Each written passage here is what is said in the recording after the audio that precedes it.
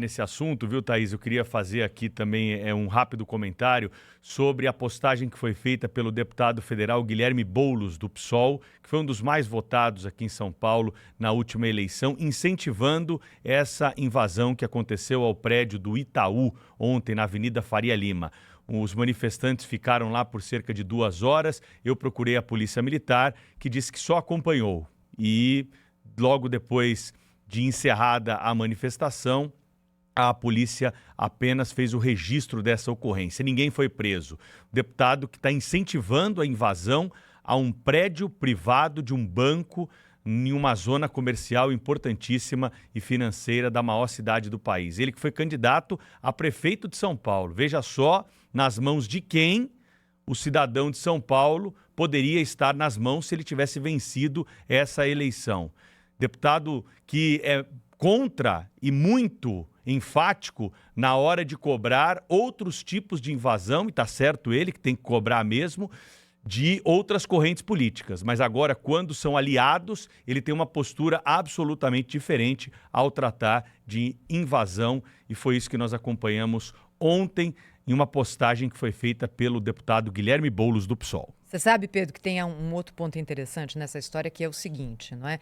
É uma mudança de comunicação política do atual governo. Ou porque foi às cordas e aí foi obrigado a achar essa saída, ou porque identificou uma oportunidade. Mas o que a gente viu até agora no governo Lula foi, nesses 2 anos e meio já, muitas referências ao governo Jair Bolsonaro. Aquela história de, olha, eles destruíram e nós estamos reconstruindo. Esse era o discurso básico, aliás, reiterado em quase todos os discursos mesmo do presidente Luiz Inácio Lula da Silva. De repente, muda o foco. Sai Bolsonaro e entram os ricos. Não é à toa. Quando a gente vê aquela manifestação que foi liderada por Bolsonaro na Avenida Paulista, pequena, a gente vê que ele, como grande inimigo, talvez não seja mais o monstro que foi em outros momentos.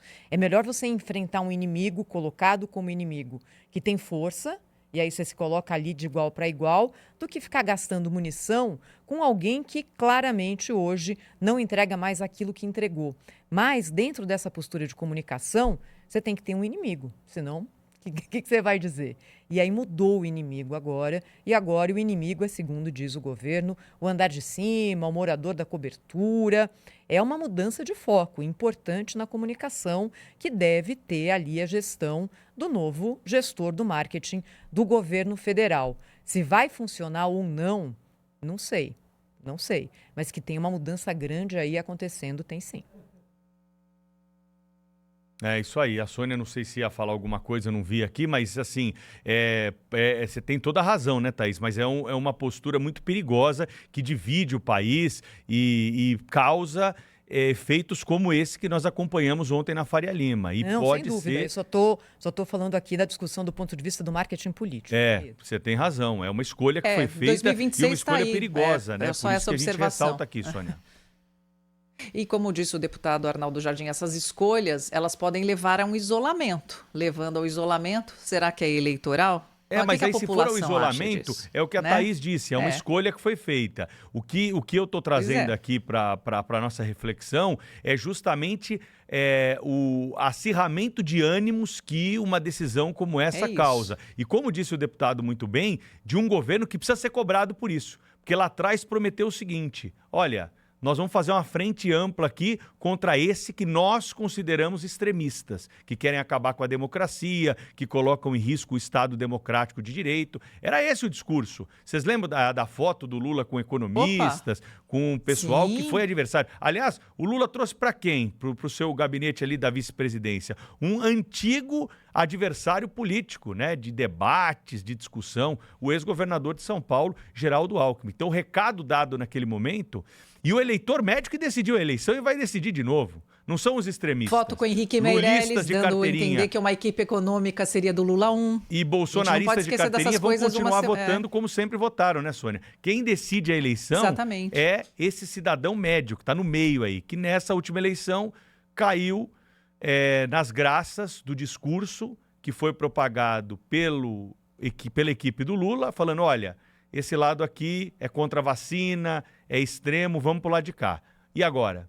esse eleitor está com quem? Nós vamos saber no ano que vem. É isso, mas você vê como funciona, Pedro? Tanto que a gente está aqui hoje discutindo e contando para o nosso público que uma agência bancária foi invadida ontem por um protesto pela taxação dos super ricos. É factoide criado e alguns deles, olha, são até, digamos, inteligentes. A gente tem que ser mais esperto que isso e entender tudo que está por trás. O grave para mim na história aí não é nem tanto a invasão que não causou tanto problema. É um deputado federal dos mais votados avalizar isso, incentivar e aplaudir esta ação criminosa que nós acompanhamos ontem em São Paulo. Já tem mais notícias chegando ao vivo aqui no Jornal Gente, na Rádio Bandeirantes, na Band News TV.